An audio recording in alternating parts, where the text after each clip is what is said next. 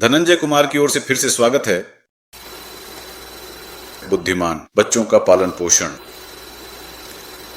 पिछले कुछ वीडियो में मैंने सीखने की प्रक्रिया और अपने ज्ञान की पुष्टि करने और इसका उपयोग करने के तरीके के बारे में बात की है और इसके साथ बढ़ने के बारे में। आज मैं एक और बिंदु समझाने की कोशिश करना चाहता हूं कि सीखने के लिए ध्यान और धैर्य की आवश्यकता होती है। जल्दबाजी में आप बस कुछ देख रहे होते हैं और फिर कुछ और देखते हैं और सोचते हैं कि आपने दोनों दृश्यों को समझ लिया है। आइए मैं आपको एक बहुत ही सरल उदाहरण देता हूं। मान लीजिए कोई बच्चा से सवाल पूछता है कि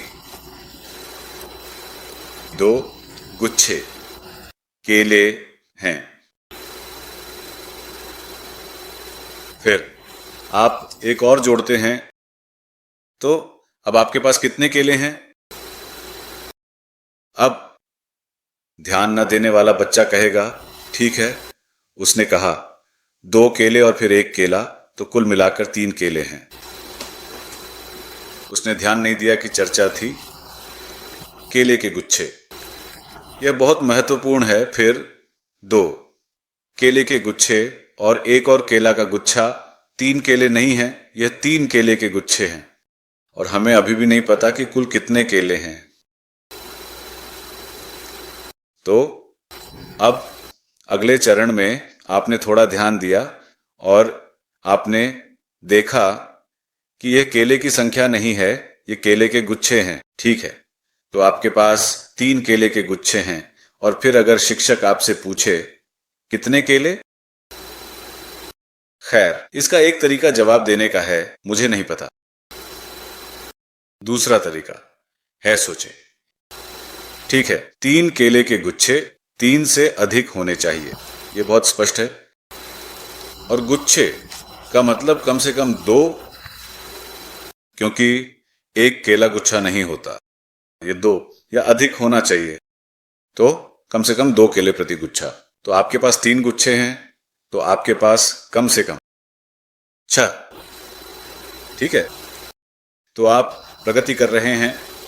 अब कोई व्यक्ति जो पहले से अनुभव रखता है, पहले से ज्ञान रखता है, वह इसे आत्मसात कर सकता है। कैसे? मान लीजिए कि एक और बच्चा है जिसने बहुत सारे केले के पेड़ देखे हैं, जो एक गांव या शहर में रहता है जो पास में है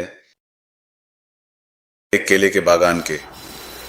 तो उसने देखा है कि अधिकांश केले के पेड़ों पर कई गुच्छे होते हैं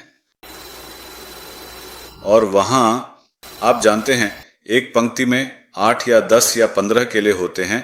तो अब उसे पता है कि यह 3 या 4 नहीं है, यह लगभग 8 या 10 केले हैं। तो उसे पता है कि 3 केले के गुच्छे लगभग 20 या 30 केले होते हैं। तो वह कम से कम 2 केले, 6 प्रति गुच्छा 2 केले से आगे बढ़ गया है, इसीलिए वहां 6 केले हैं। अब उसे पता है कि वहां लगभग 10 या 12 प्रति गुच्छा, तो उसे पता है कि वहां होंगे लगभग 30 से 36 केले या 40 या अधिक। तो वह उत्तर देगा कि मुझे लगता है कि 3 गुच्छों में केले की संख्या होगी 30 से 40। ठीक है, तो उसकी सीमा सटीक नहीं है, लेकिन 30 से 40 लगभग सही है। अब अगर उसे केले के पेड़ों का अधिक अनुभव है, तो उसे पता है कि इस प्रकार के केले के पेड़ों में आमतौर पर एक गुच्छे में केले की एक निश्चित संख्या होती है। तो वह उस संख्या को लेगा और 3 से गुणा करेगा। तो अधिक ध्यान, अधिक धैर्य, अधिक संचित ज्ञान के साथ बच्चे प्राप्त कर सकते हैं सही जानकारी, सही ज्ञान और उस ज्ञान का उपयोग कर सकते हैं और इसके साथ बढ़ सकते हैं और लागू कर सकते हैं। यह बहुत महत्वपूर्ण है और सीखने की प्रक्रिया को लागू कर सकते हैं, अकेले से लेकर उनके जीवन की हर चीज में। सुनने के लिए धन्यवाद।